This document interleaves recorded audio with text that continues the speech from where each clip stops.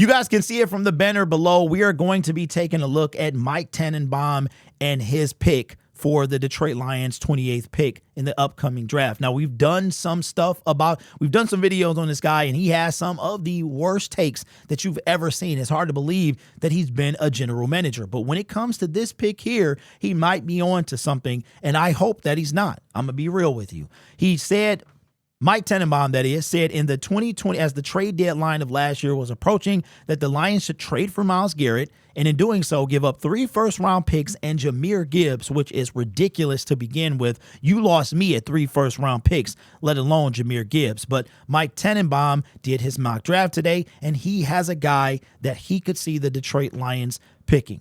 Let's find out what he feels.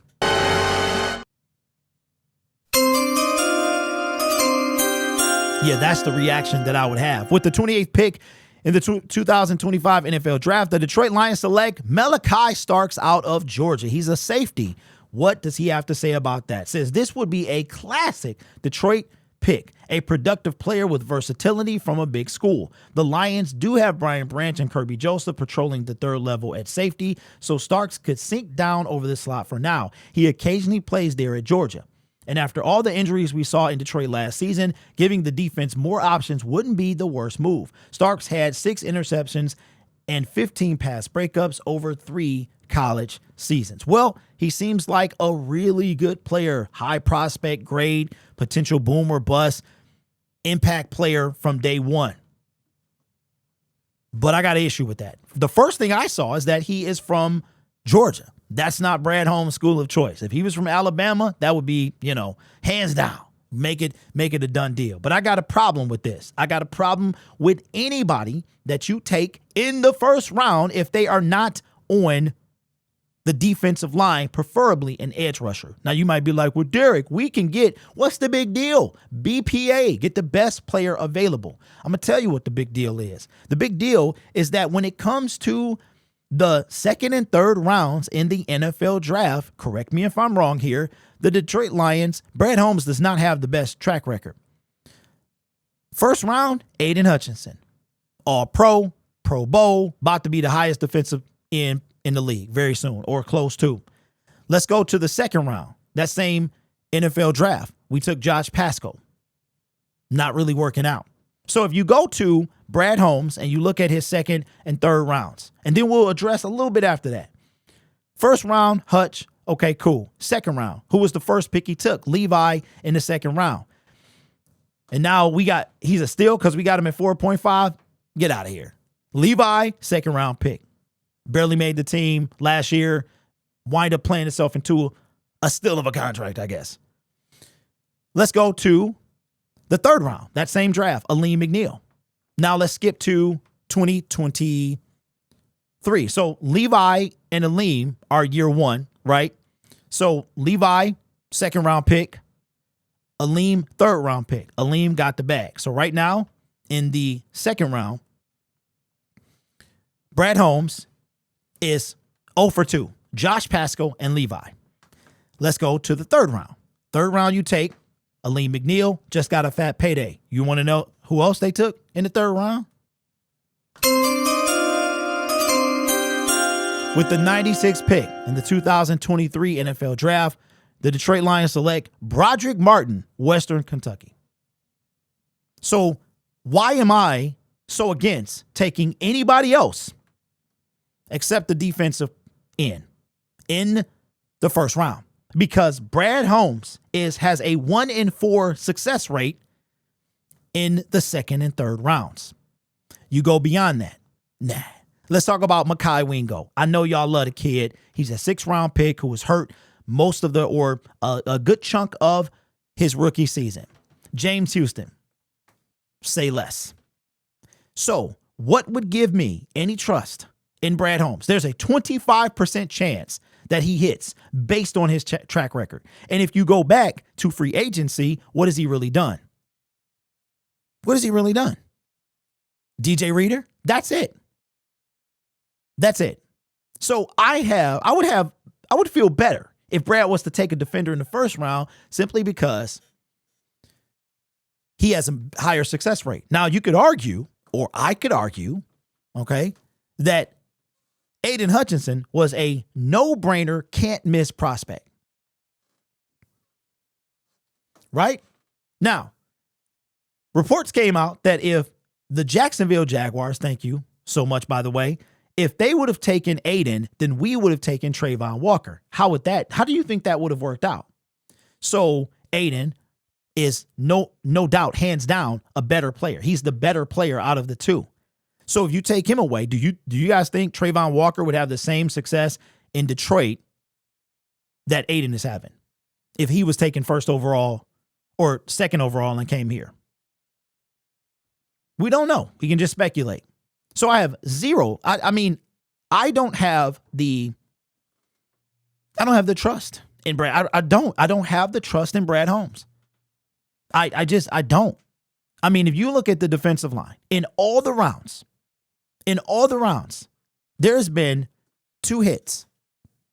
If you include free agency, there's been 3. It's too early to talk about Mekhi. That's why I said, come on now. James Houston, we already know what happened there. His hits in free agency and the NFL draft has been a first-round pick in Aiden Hutchinson, a third-round pick in Lee McNeil, and a free agent signing of DJ Reader, who did exactly what he was brought in here to do. Nothing more, nothing less. If you drafted a safety in the first round, I think I might lose my mind. You thought Jamison Williams was bad. You thought Ennis Rakestraw was bad. I either would crash out, as the kids say, even more, or not react at all. I'm on the fence. I really am. It depends on how I feel at the moment. And what makes you believe that Brad Holmes will even take a defensive lineman in the second round? He might take an offensive lineman. I mean, who knows? He might take an offensive lineman in the first round. If you're not going to do it in free agency, you got to do it in the NFL draft. Let me ask you a question, ladies and gentlemen. Do you believe that the Detroit Lions are a better football team than they were last year? Yes or no? We cannot use injuries because we're going to throw that out. Going into the season, do you think they were a better team? DJ Reed, okay, let's say we give him an elevation. Let's say it wasn't a lateral move over Carlton Davis. It's better. I mean, just a sneeze better. Are we a better football team? So we got to sneeze better on the defensive secondary, but then we regressed on the defensive line. Therefore, I'm going to say, no, we are not better. Roy Lopez, okay, all right, cool. If that makes you feel better, Roy Lopez made our team better. If that's how you feel. The Lions, to me, are not a better football team. They are worse. As long as Marcus Davenport is on this team and we don't have a legit pass rusher to help Aiden, we are a worse football team. So put it in the comments. Do you truly believe, we talk about all this faith in Brad Holmes, all this trust in Brad Holmes. Statistically, should you trust him? See, I already know what y'all typing. Brad Holmes has brought this team from them. He's brought this team from the depths and look at how good he's drafted. Okay, cool. In the first round, Aiden Hutchinson, Jack Campbell, Jahmyr Gibbs. Okay, you hit on Brian Branch. I'm talking about on the defensive line in the second, third, and beyond. Because guess what? In 2021, you drafted who you drafted. 2022. So we go into the 2023 NFL season. I can't even remember the move that he made on the defensive line in free agency. Please put it in because it was that meaningless. Put it in the comments, whoever it was. And then we get this.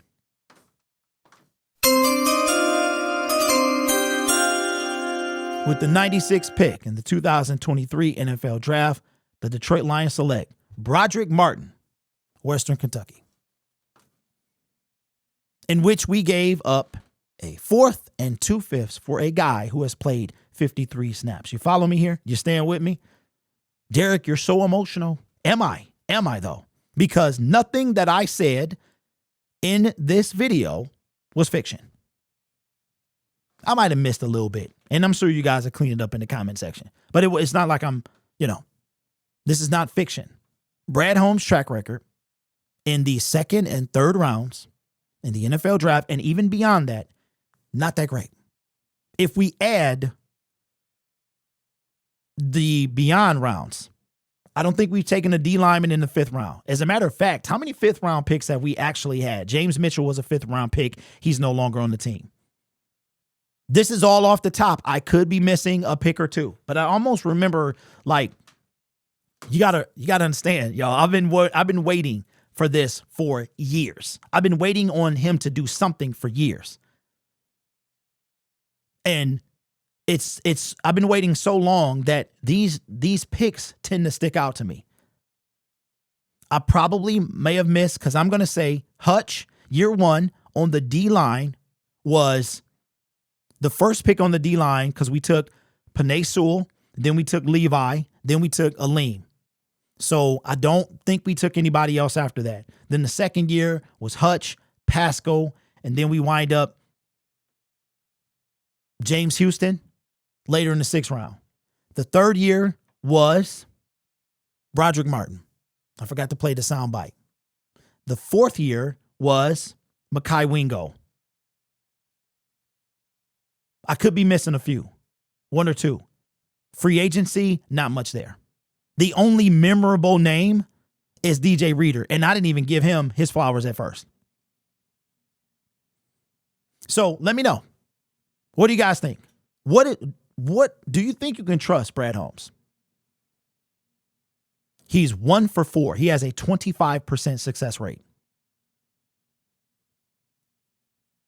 And probably, if you looked at all the picks, Broderick, Aleem, Levi, and Josh, you probably would say Aleem was probably least likely. If you look at the fact that he traded up for Broderick Martin, that Josh Pascal was a 2nd round pick, that Levi was a 2nd round pick, you got this lonely 3rd round pick sitting there that just got paid. So let me know your thoughts down in the comments below. Want to thank my members again for their patience and their support of the channel. Still working on updating the graphic. It's becoming a challenge. I will get it done. I promise you that. Want to shout out my members of 1 year at the director tier. Adam Carver, Spencer Smothers, and Stanley Miner. Thank you all. Your helmets have gone out. Master Chief, Troy AF, and J Love. You guys are the next 3 to cross that milestone. If you have been a director member for at least 6 months and you have not received a helmet, your rewards for that milestone, please email me your mailing address. I'll get it to you ASAP. And if you are, if you've already passed and you're in between that and you're like, wait a minute, I never contacted me, or him, just let me know. I appreciate it. We are working on merchandise as well.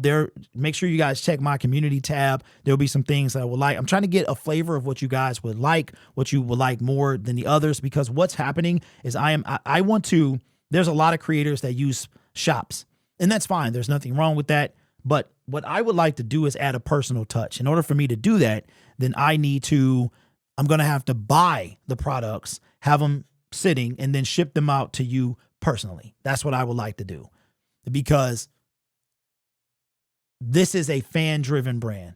I could have somebody else fill the product and ship it out to you and stuff like that, but I want to get the satisfaction of mailing it to you myself and giving you like I said, a personal touch. So just stay with me.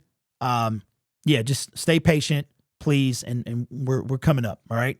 This channel is made possible by viewers, subscribers, and members just like you. It's because of your support I get to do what I do. You could be anywhere else on YouTube, but you choose to rock with me. Don't forget, again, we'll be live for all 3 days of the NFL draft.